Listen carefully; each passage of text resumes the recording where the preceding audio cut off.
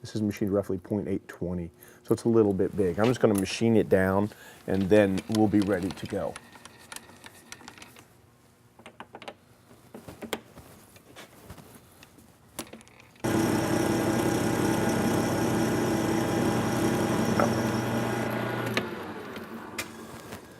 And you don't really have to have that great a surface finish.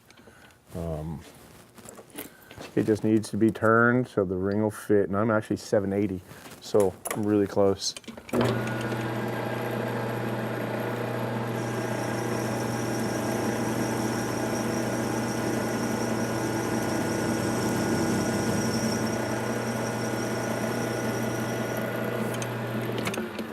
So anyway, this is a 1-inch expanding mandrel, and I bought this on eBay. It was not very expensive. And now we're ready to put a ring in and tighten her down. There we go. I don't really have a goal on thickness, but I'm going to go ahead and measure mine as a earmark, because I like this ring. I think it's got the right wall thickness. And we're about 70 thousandths thick, so that's what I'm going to shoot for. Right now, I've got a little bit hanging off, which is actually pretty cool, so I can actually measure. And let's go and see what we're at right now. We're at 150, so we're twice as thick as we need to be. So we've got to take quite a bit down.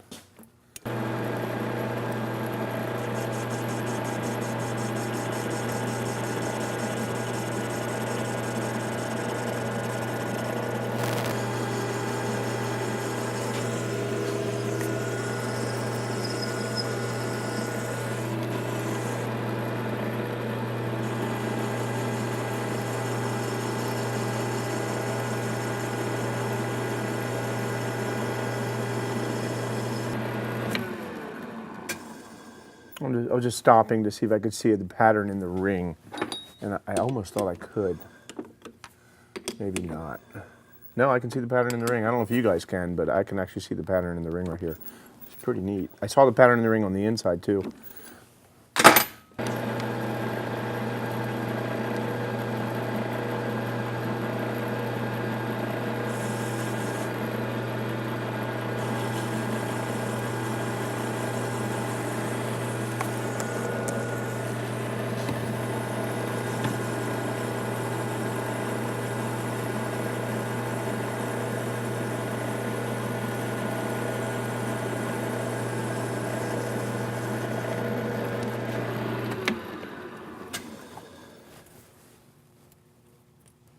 Well, I think that's going to be about where I'm going to leave it.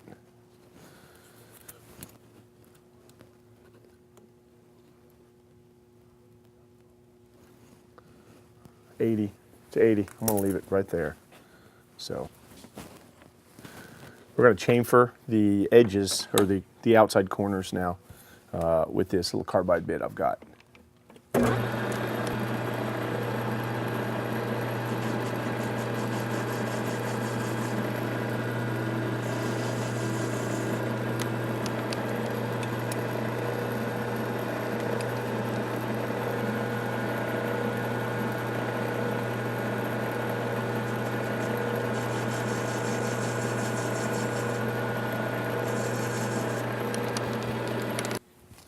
Hey, next I'm just going to sand this. I'm going to try to do it without hurting myself. I'm going to be careful, because you got to kind of get around the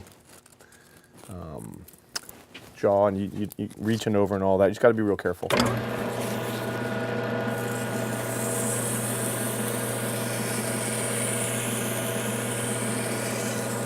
This is 120 grit sandpaper.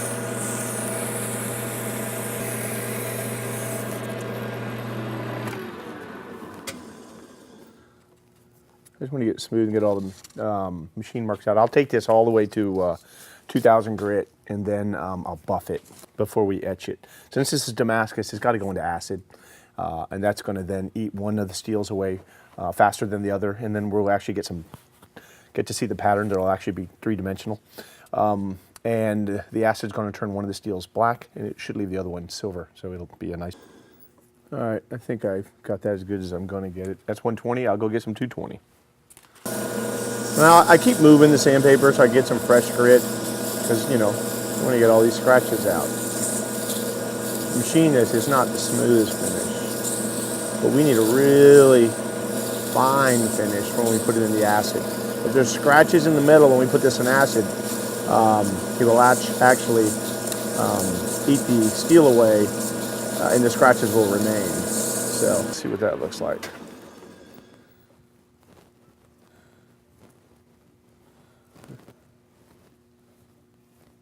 I think it looks pretty good at 400.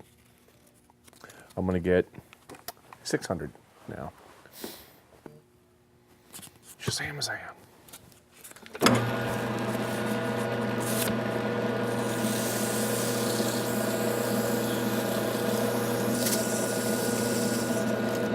I know I love you better.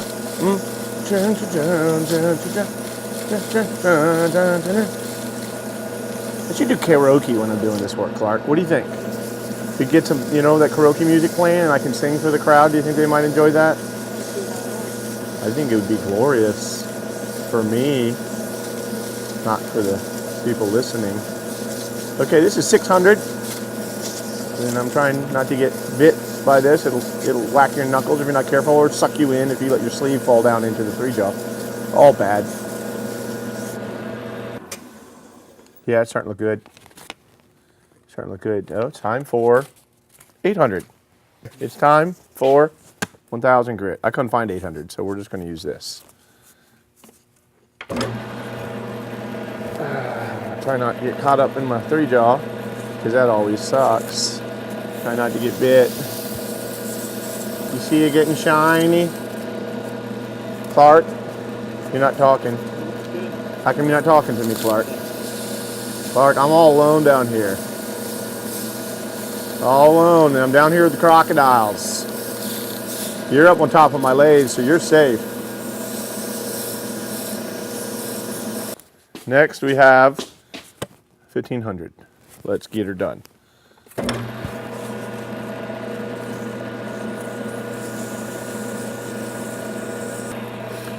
Okay, that was 1,500. This is either 2,000 or 2,500. I had it sitting here in the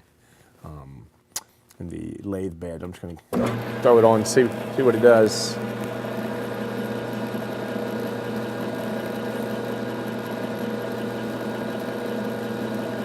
Work on the ends, but I think I'm pretty happy with that. Let's pull it off and see what it looks like. Let's do that. Let's do that, everybody. All right, guys, I got this little, cone thing that jewelers use to buff rings. Something I bought on eBay. I'm going to use this to hold the ring so I can buff it. And here we go.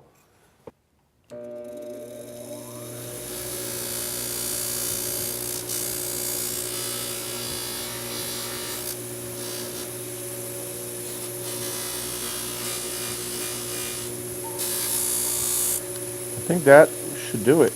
I'll wipe it down with some acetone to get the buffing compound off, and I think we're ready to throw this in the acid, so we can start to see the two different types of metal. Actually done. It's beautiful. It's I don't know if you guys can see how much it's glowing, but it's glowing. I cannot see the pattern at all. I can see the pattern on the inside, but not the outside at this high grit. So what we're going to do is we're going to go ahead and put this in the acid. Hey guys, I got my ferric here. This is 3 parts water to 1 part ferric. That's what I do most of my Damascus etching with. So I'm going to go and put this in. I don't know how long it's going to need. I'm just going to hold in for just a few seconds to see if we can see the pattern. I really can't. I'll just drop it in then. We'll just let her go. Okay. It may have to take a while. Okay. All right, guys, this has been in here about an hour and a half. I think it's been in the acid. We checked it about a half an hour ago, and I wiped it down, and it's etching really well. So I'm going to pull it out of the acid, out of the ferric acid. And you have to be real careful around this stuff. I usually wear gloves, but I'm just not going to touch it. And now I'm going to put it in a baking soda and water to neutralize the acid bucket. So this is baking soda and water. And then I just need to clean it. It's going to shed a whole bunch of black stuff. Hey guys, Now the ring is close to being finished, I need to heat treat it. Because this is a stainless steel that's heat treatable, you should heat treat it so that it doesn't get scratched as easy. I'm going to heat treat with heat treat foil, and we do that so it doesn't scale up and oxidize. And I'm going to use the recipe for this stainless steel, which is put it in at around 1500, hold for about 5 to 10 minutes, and then ramp it up to 1900 or to 1950, and then let soak. And then I'm going to pull it out, and I'm going to put it in a vise, which is going to cool it quickly, and I'm going to use a little bit of compressed air. So anyway, I'm going to cut some foil. We want to make a little envelope. So I've got a roller, crease it. I'm going to put the ring in the center, okay? And I'm going to work the sides.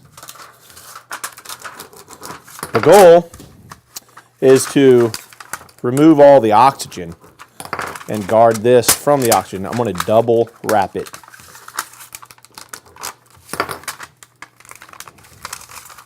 There, double creased, and now I crease it over the top here. Close this up. Same thing. Roll one more time. For the most part, this will be protected from the oxygen, minus the little bit of oxygen that's in there. I'm about to put the stainless steel ring in the heat treat oven. Just know that if you buy some stainless steel Damascus, you'll get the heat treating recipe from the maker. That's the best thing to do. You have to make sure it's a type of stainless that can be heat treated. So here we go. Hey guys, the ring has been in the oven for the appropriate temperature at the appropriate time. I'm going to pull it out and put it in my vise in a minute, and I'm going to clamp the vise down and give it a little cold air so we can cool it down. Here we go.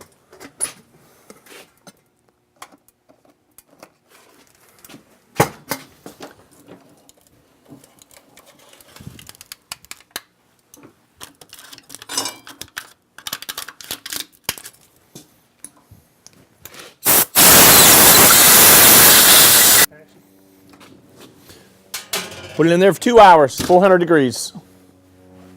Hey guys, we finished the stainless Damascus ring. I had mentioned earlier I didn't know, forgot the pattern was. It's spirograph. This was some Rob Thomas Damascus I bought from Rob Thomas when he was making Damascus several years ago. It's about 3/8 of an inch thick, and I made sure I picked a pattern that had good pattern, a good pattern on the end grain, and that's because that's what you're going to see. The neat thing is I still have a bead I can make with the that I popped out on the lathe. That's kind of neat. Looking forward to making that, putting that on a little pocket knife or something.